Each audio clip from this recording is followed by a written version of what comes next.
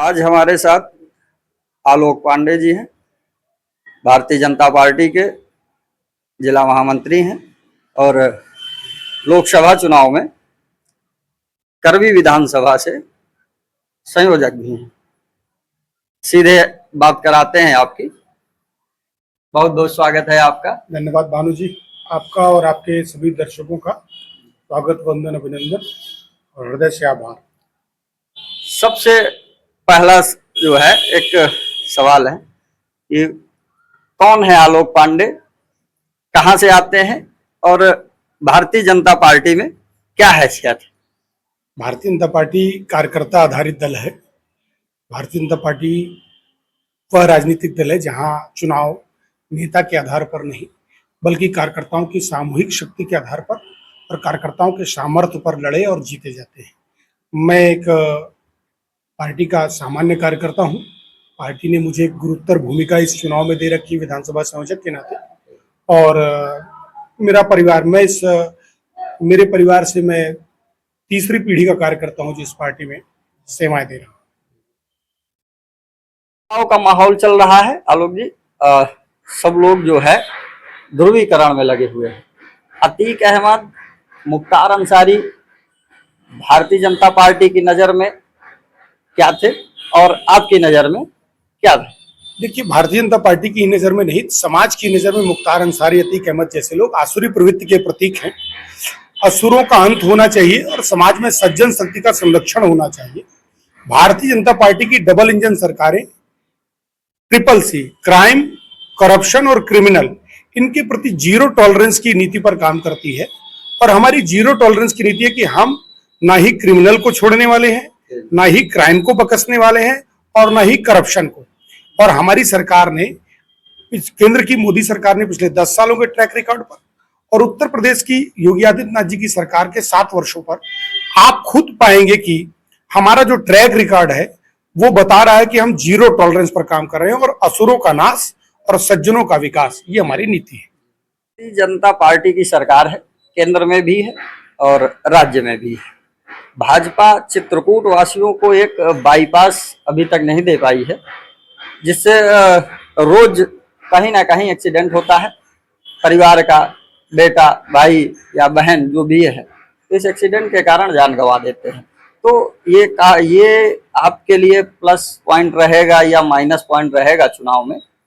देखिए भानु जी, भारतीय जनता पार्टी की double engine सरकारों ने इंफ्रास्ट्रक्चर डेवलपमेंट पर बहुत काम किया है। चित्रकूट जनपद में पिछले कई दशकों से जिन रोडों, जिन ग्रामीण सड़कों, जिन पुलों की आवश्यकता रही है, हमने अपने केंद्र की मोदी सरकार के संरक्षण व सहयोग से उत्तर प्रदेश की योगी सरकार ने अपने पहले टर्म में ही उन सबको पूरा करने का प्रयास किया है।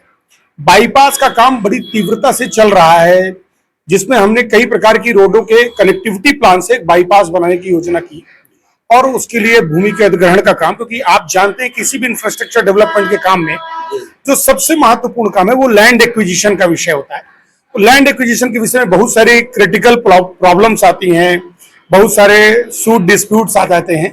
उनका निराकरण करते हुए एक समुचित व्यवस्था बनाते हुए शीघ्र ही जनपद को बाईपास, मुख्यालय को बाईपास मिलेगा और उसकी एक और जो रोडों के कनेक्टिविटी प्लान है, जैसे बुंदेलखंड एक्सप्रेसवे के एक्सटेंशन का काम बड़ी तेजी से चल रहा है, वो उसका एफडीआर, सारी चीजें उसका पूरा हो गया है, बहुत जल्दी उसमें काम शुरू होने वाला है।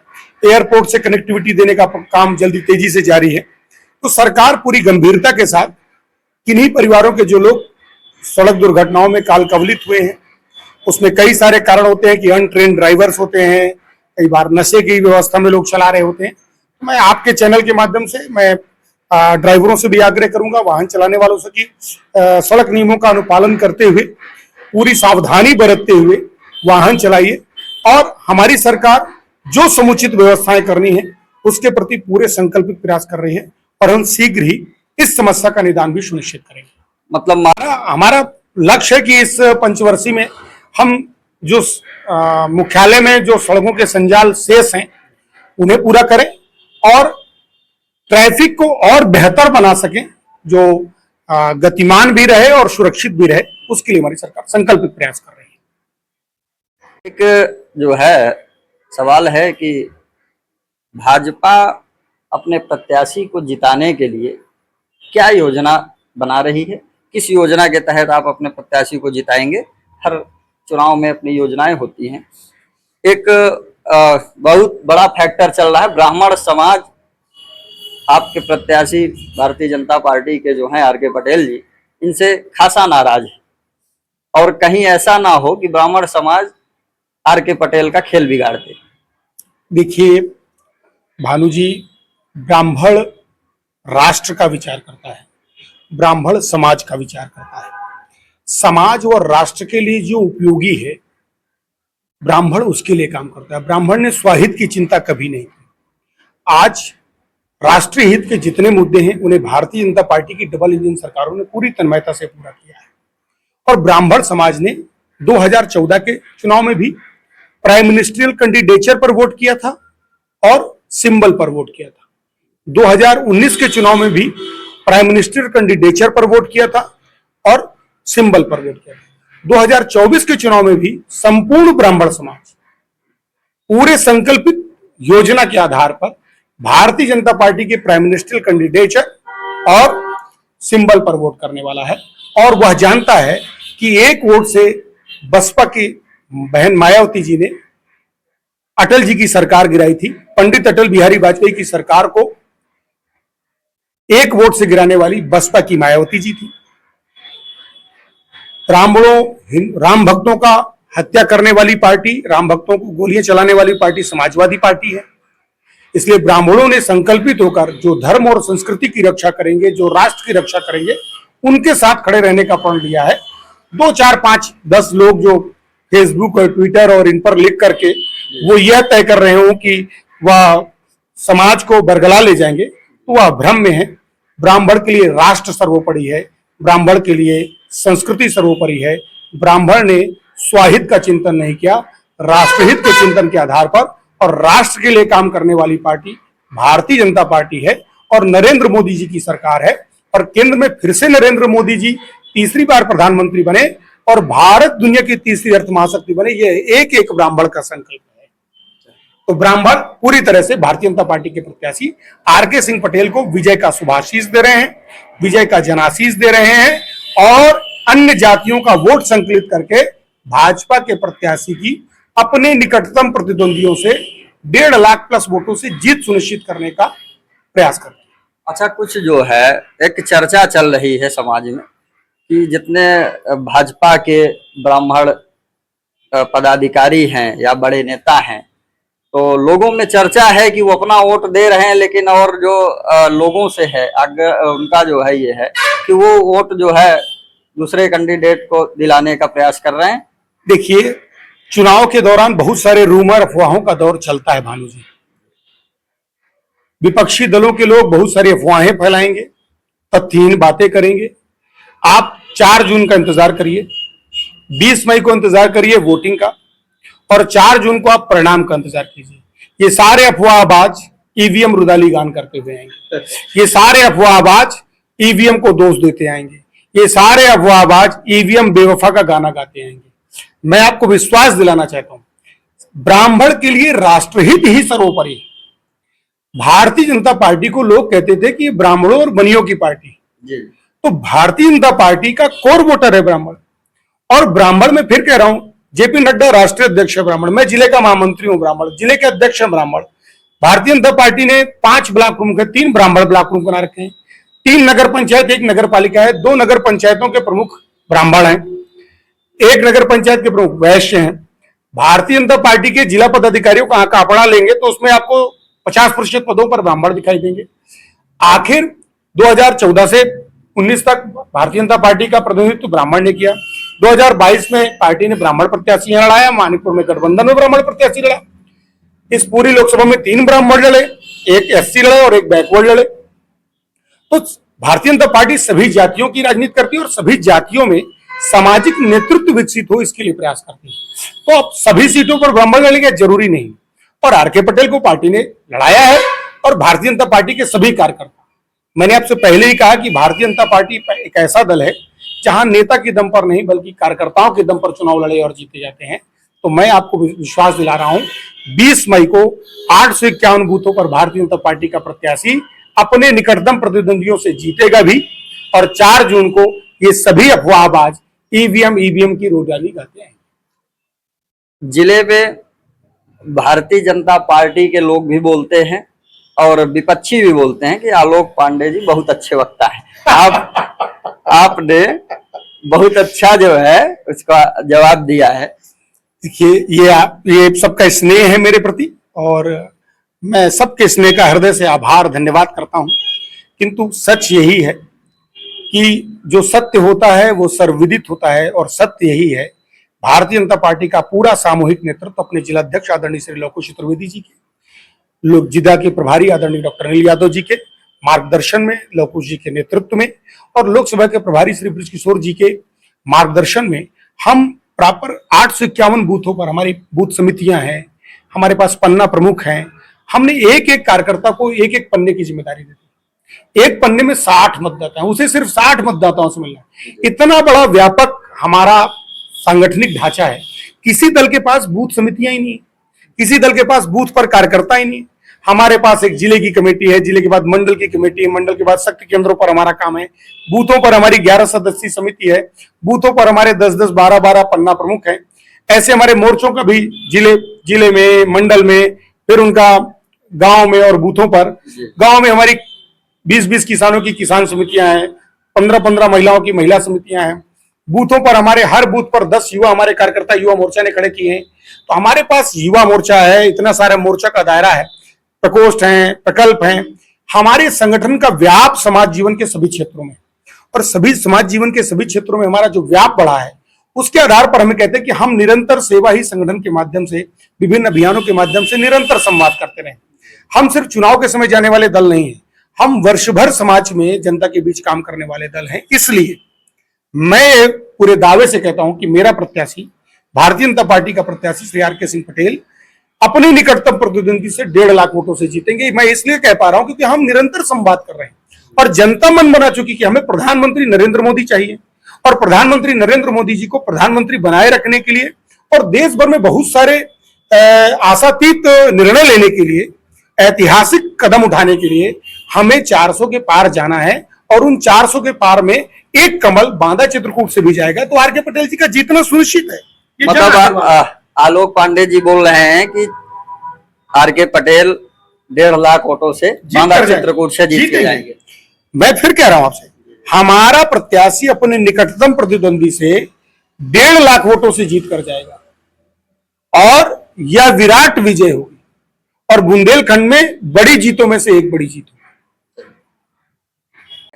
अस्पताल की स्थिति किसी से छुपी नहीं, पूरा जनपद परेशान है अस्पतालों की स्थितियों से। हमारे जिले का जो जिला अस्पताल है वो केवल एक रेफर सेंटर बन के रह गया है। क्या कहेंगे इसके बारे में? देखिए भानु जी, 2017 के पहले, आप पत्रकार हैं, 2017 के पहले जनपद चित्रकूट के जिला अस्पताल में सर्जन की नियुक्ति तो होती थी, किंतु एक भी सर्जरी नहीं होती थी। 19 मार्च 2017 को उत्तर प्रदेश में नई सरकार बनी, नई सुबह हुई, नया सवेरा उगा, कमल खिला विकास का, आशा का कमल खिला, और विकास की प्रक्रिया शुरू।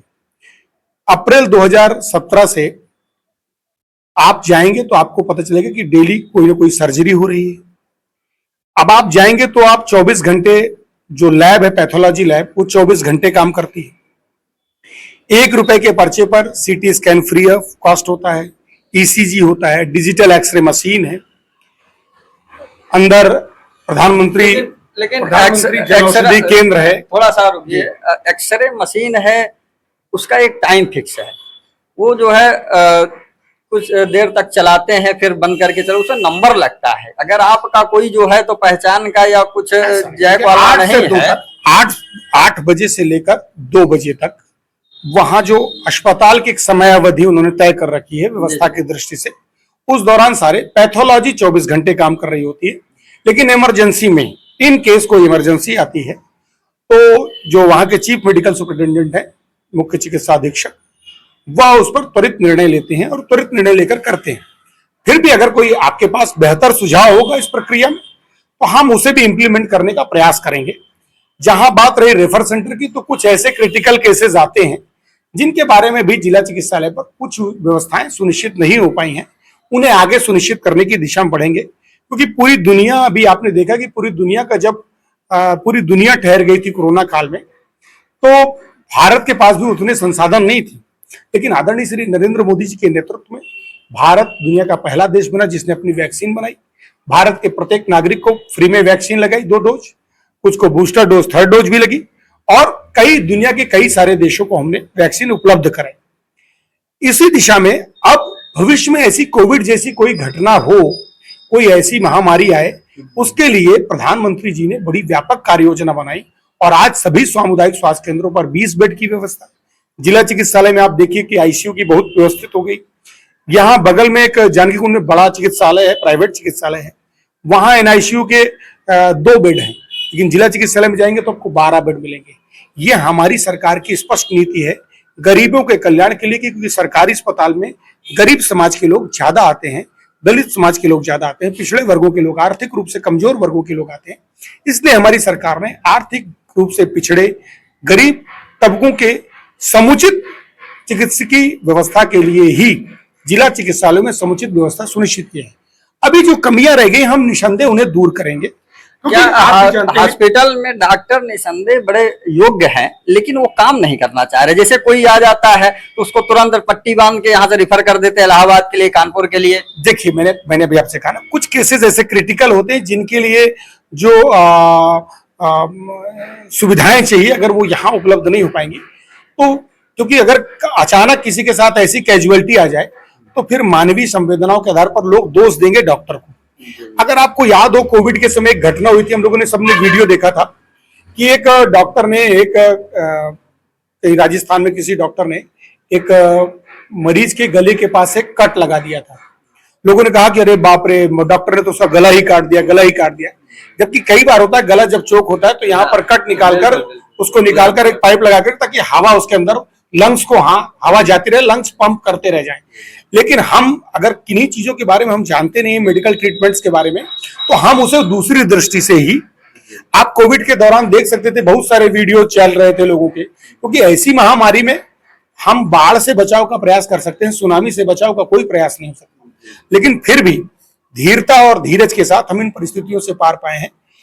डॉक्टर समुचित हैं, कहीं कोई डॉक्टर अगर काम नहीं करना चाहता, अगर आप उपलब्ध कराएंगे ऐसे डॉक्टरों को, तो उनके विरुद्ध जो भी आवश्यक कार्रवाई होगी, हमारी प्रशासनिक व्यवस्था के लोग उस पर आवश्यक कार्रवाई करेंगे।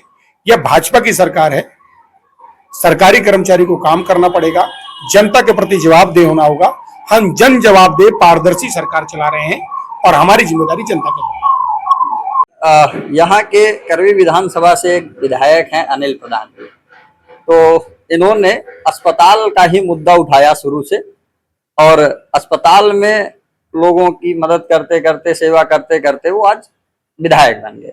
उन्होंने एक मंत्री जी को हराया। तो क्या भाजपा की तरफ से ऐसी कोई योजना अस्पताल में, जैसे लोग जाता है, जब कोई भी जाता है तो उस समय वो बड़ा परेशान होता है, और वहां पे ना तो डॉक्टर सुनते हैं और ना ही उसको उचित मार्गदर्शन मिल पाता, क्या ऐसी कोई आपके पार्टी की तरफ से, या जो है प्रत्याशी की तरफ से, या भाजपा की तरफ से कोई ऐसा है जो वहां पर वॉलंटियर या उपलब्ध कराया जाए, जो व्यक्ति को वहां मार्गदर्शन करे और उनको मदद करे, सहयोग करे? देखिए भानु जी, भारतीय जनता पार्टी सेवा ही संगठन के आदर्श और प्रदर्श पर काम करती है। हमारे लिए अस्पताल राजनीति का अखाड़ा नहीं, सेवा का केंद्र है। भारतीय जनता पार्टी के कार्यकर्ता वर्ष में विभिन्न अभियानों के माध्यम से, एकमात्र राजनीतिक दल भाजपा है जिसके कार्यकर्ता ब्लड डोनेशन भी करते हैं। आज आप जाकर जाएंगे ब्लड बैंक में, तो किसी राजनीतिक दल के कार्यकर्ताओं ने सर्वाधिक ब्लड डोनेशन किया होगा, उसमें भाजपा के कार्यकर्ता होंगे। भारतीय जनता पार्टी के कार्यकर्ता जिले पर बैठकर कोई भी समस्या आती किसी कार्यकर्ता की या किसी समाज के सामान्य व्यक्ति की, अगर वो हमारे बूथ के कार्यकर्ता के संपर्क से आया है तो हम त्वरित उसके निदान की व्यवस्था करते हैं। समय समय पर कार्यकर्ता ऐसे सामान्य अनौपचारिक चर्चा के लिए, संपर्क के लिए, संवाद के लिए अस्पतालों में जाते रहते हैं।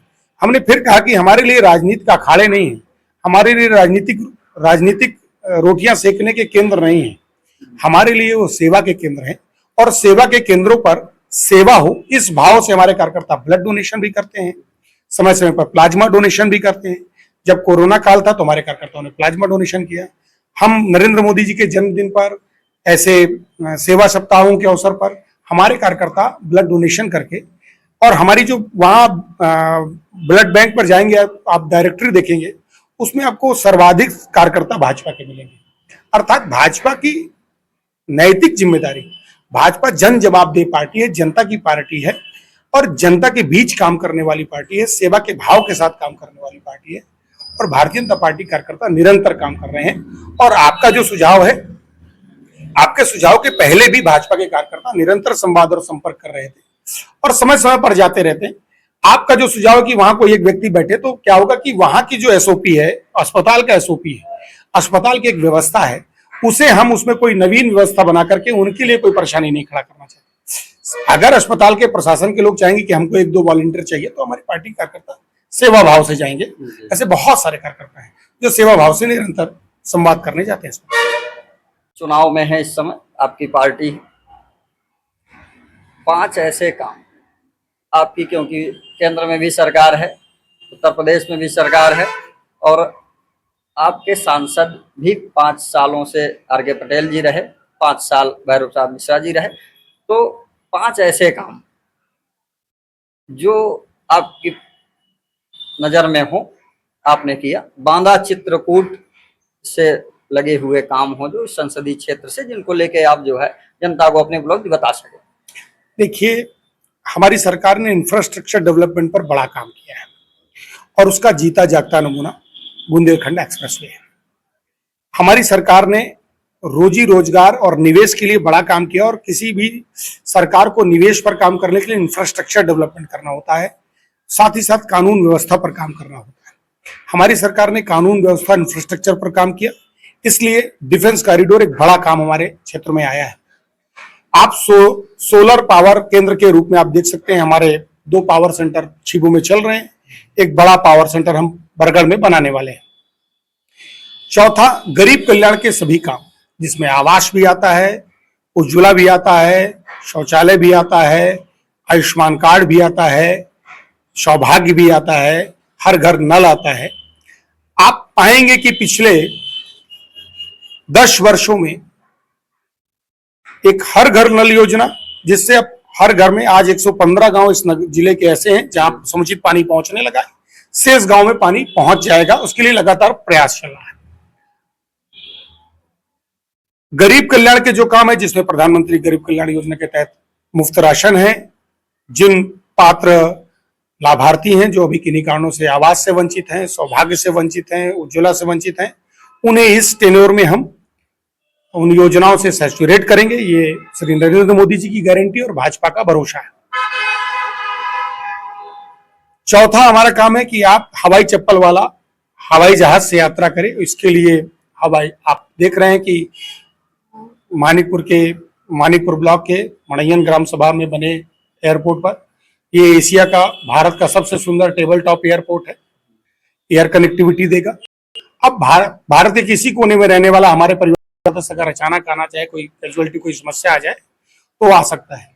5वां रामवन गमन पथ बन रहा है, जिससे टूरिज्म की बड़ी तेजी से व्यवस्था बनेगी और टूरिज्म में अपार संभावना है। न्यूनतम निवेश से अधिकतम आगत करने की व्यवस्था टूरिज्म में है और आने वाले समय में जो लोग अयोध्या आएंगे वह सब भगवान राम की तपोभूमि चित्रकूट जरूर आएंगे और इस भाव से यहाँ टूरिज्म और रोजगार के अवसर बहुत तेजी से बढ़ेंगे। तो हम अपने काम के आधार पर और आगामी भवितव्य की योजनाओं के आधार पर चुनाव पर उतरे हैं और जनता हमारे पिछले 10 वर्षों के केंद्र सरकार के ट्रैक रिकॉर्ड पर और 7 वर्षों के माननीय योगी जी के ट्रैक रिकॉर्ड पर जनता पूरी तरह से मन बना चुकी है कि भाजपा है तो भरोसा है, मोदी है तो मुमकिन है और योगी है तो यकीन है। और तुलसीदास जी ने लिखा है कि जा पर कृपा राम की होई, ता पर कृपा करे सब कोई। तो भगवान राम की कृपा हम सब पर है और हमारी पार्टी का प्रत्याशी भी राम कृपाल ही है, तो उस पर राम की कृपा है और राम की कृपा जिस पर है उस पर जन जन की कृपा होने वाली है और हमारा राम कृपाल जी राम कृपा के भरोसे है, जीत रहे हैं। बिल्कुल जीत रहे हैं। भाजपा प्रत्याशी का मुकाबला सपा और बसपा से है। माकपा भाकपा प्रत्याशी तो उतारे गए हैं, लेकिन उनका कोई जमीन पे कुछ नहीं दिख रहा है। लेकिन मेन जो टक्कर होने वाली है वो सपा और बसपा प्रत्याशी से होने वाली है। आप एक ऐसा फैक्टर बताइए कि आपके जो प्रत्याशी हैं आर के पटेल जी, तो उनको हराने के लिए कौन सा फैक्टर काम करेगा सपा बसपा का? कोई ऐसा मजबूत फैक्टर बताइए। और आपके प्रत्याशी का जो है एक कमजोर फैक्टर बताइए। देखिए, भारतीय जनता पार्टी के प्रत्याशी की प्रतिद्वंदता में दूर दूर तक कोई पार्टी नहीं। आप कह रहे हैं कि भारतीय जनता पार्टी के प्रत्याशी को ये दो पार्टियों के प्रत्याशी हरा पाएंगे, ये दीवा स्वप्न जैसा ही है।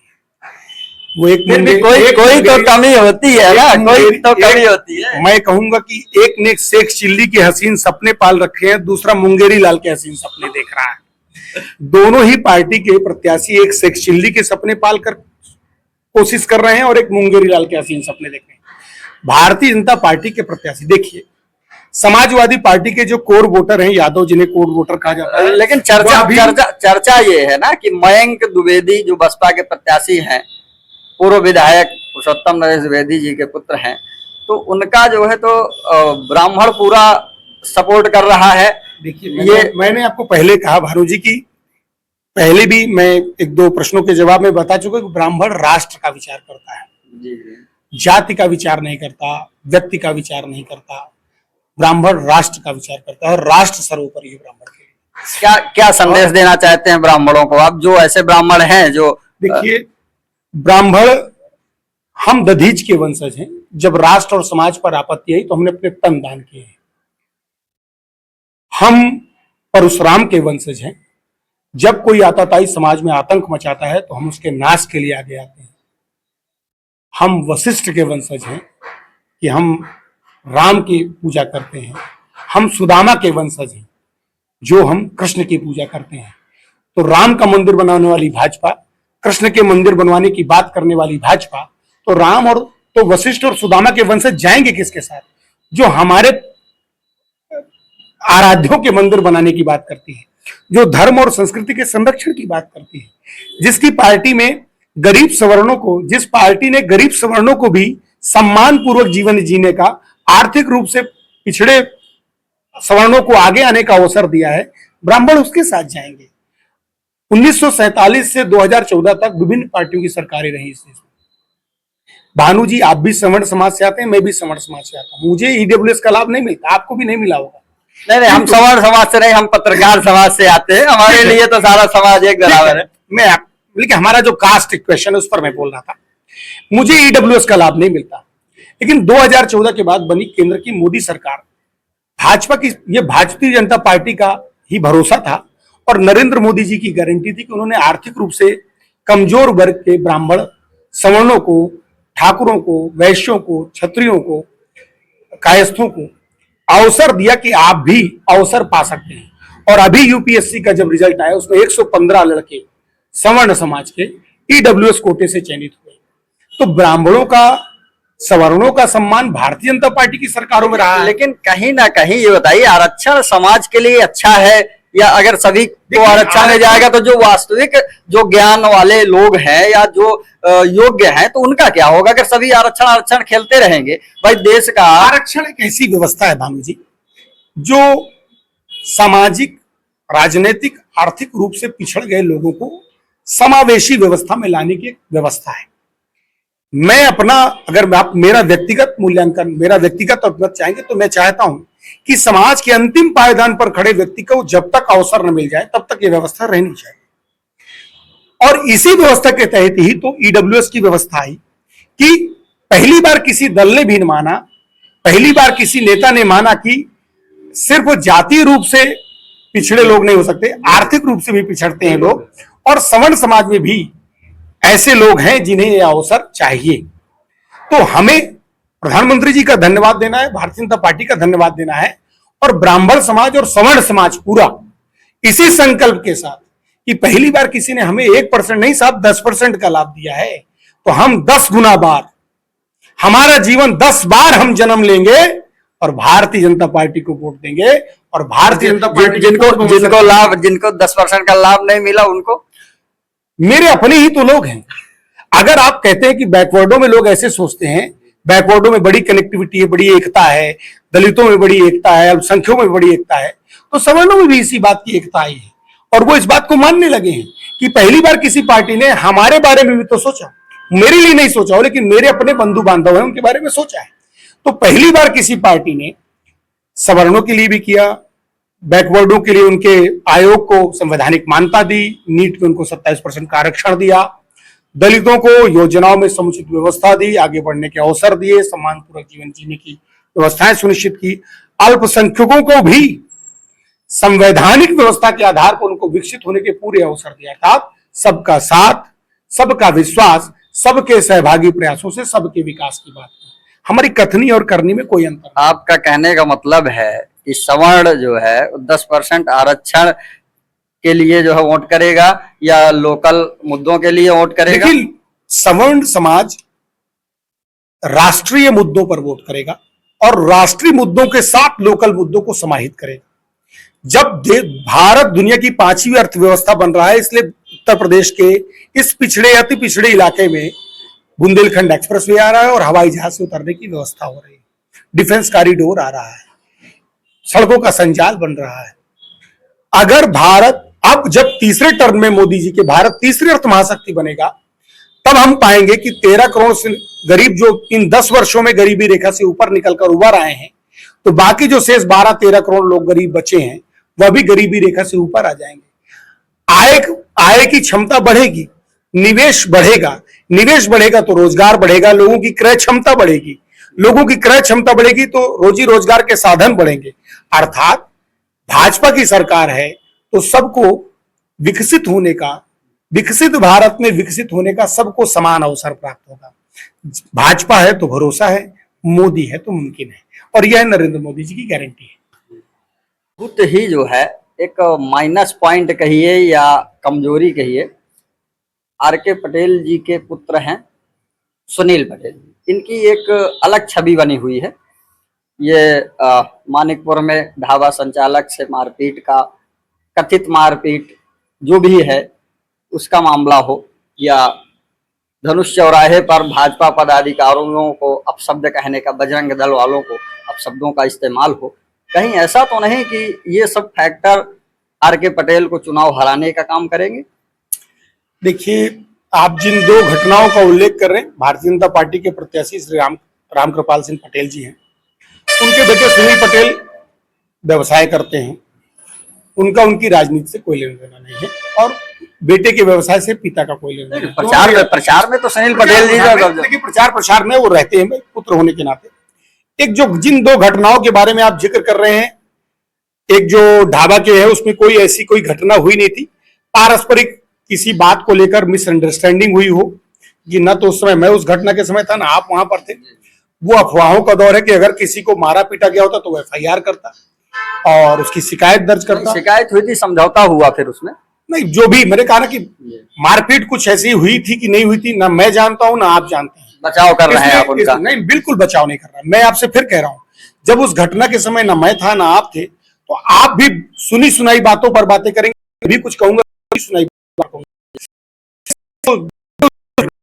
पाया कि थोड़ी किसी बात को लेकर अगर JCB चलने लगे तो 100 लोग खड़े हो जाते हैं। सुनील पटेल जी आए हैं तो सुनील पटेल का जो वीडियो वायरल हो रहा है, सुनील पटेल का जो वीडियो वायरल करके लोग बोल रहे हैं कि ये वायरल हो रहा है, उसमें वो किसी का नाम नहीं ले रहे हैं। सामान्य स्वाभाविक है, किसी का व्यवसायिक नुकसान होता है तो जिसका धन जाता है उसका ईमान जाता है, ये सामान्य बातें लोग करते हैं। तो व्यवसायिक नुकसान किसी का भी होगा, वैसे भी किसी को भी, किसी भी कार्यकर्ता को, मैं भी किसी राजनीतिक दल का कार्यकर्ता हूं, मुझे कोई, मैं किसी की गाड़ी ऐसे सड़क पर नहीं रोक सकता, उसके लिए प्रशासन है, प्रशासन की अपनी व्यवस्था। तो हम मतलब भाजपा के आपके यूथ जिला अध्यक्ष हीरो मिश्रा जी खड़े थे, वहां पर वो खड़े थे। मैंने आपको कहा, आप पूरा वीडियो फिर से देखिएगा। सुनील पटेल जी ने कुछ कहा होगा, सुनील पटेल जी को हमारे युवा मोर्चा के अध्यक्ष जी ने कहा कि आप किसी को नाम लेकर गाली दीजिए, ऐसे लगे कि आप सामूहिक रूप से सबको गाली दे रहे हैं। तो उन्होंने इस बात को उन्होंने स्वीकार किया कि हाँ बात सही, कि अगर मैं तो उन्होंने कहा कि नहीं मैं आपको गाली नहीं दे रहा हूं, यही प्रश्न। तो मैंने कहा ना कि लोग इसे राजनीतिक टूल देना चाहते हैं। परिवार में कोई बहस हुई दो परिवार के सदस्यों के बीच, तो विपक्ष के लोग इसमें आग लग जाए, धुआं निकल जाए, हम उस पर 4 राजनीतिक रोटियां सेक लें, 2 पूड़ियां सेक लें, इस भाव से सोचेंगे। किंतु भारतीय जनता पार्टी का पूरा परिवार एकजुट है अपने प्रत्याशी के साथ। 851 बूथों पर चुनाव में कहीं इसका असर तो नहीं आएगा? कोई भी असर नहीं है। आप 1-2 वर्ष पुरानी बात कर रहे हैं और नहीं, चुनाव में लोग 1-2 वर्ष नहीं, कई वर्षों पुरानी बात कर रहे हैं। और मैं फिर आपसे कह रहा हूं, भाजपा जो है परिवार के जिन 2 सदस्यों के बीच परिवार भाजपा जो है जम्मू कश्मीर में जो सालों पहले हुआ उसको लेकर आज भी चुनावी मुद्दा पे रखते हैं उसको। तो देखिए मैंने आपको बताया परिवार के 2 सदस्यों के बीच कहां सुनी किसी मिसअंडरस्टैंडिंग की वजह से हुई, तो वो परिवार के 2 सदस्य बैठकर उन बातों को समाप्त कर चुके हैं और परिवार एकजुट है। मतलब परिवार एकजुट है, समझौता हो गया है। कोई समझौते की बात ही नहीं थी। अरे भाई हम और आप किसी बात पर बहस करें और कल एक साथ बैठकर चाय पियो तो लोग क्या कहेंगे, समझौता हो गया। ये पारस्परिक संवाद था। और पारस्परिक संवाद में कई बार होता है जब भीड़ ज्यादा होती है तो स्वर तेज होते हैं, लेकिन स्वर तेज होने की वजह से कई बार लोगों को लगता है कि बहस और युद्ध हो रहा है, लेकिन वह तुरंत नल एंड वाइड हो जाता है। अच्छे वक्ता है आप। मैं जो कह रहा हूँ वो सत्य कह रहा हूँ, बाकी तो आप कुछ भी कह सकते हैं भाई, आप पत्रकार है, आप अपने शब्द मेरे मुंह से नहीं निकलवा सकते। धन्यवाद आपका, बहुत बहुत धन्यवाद।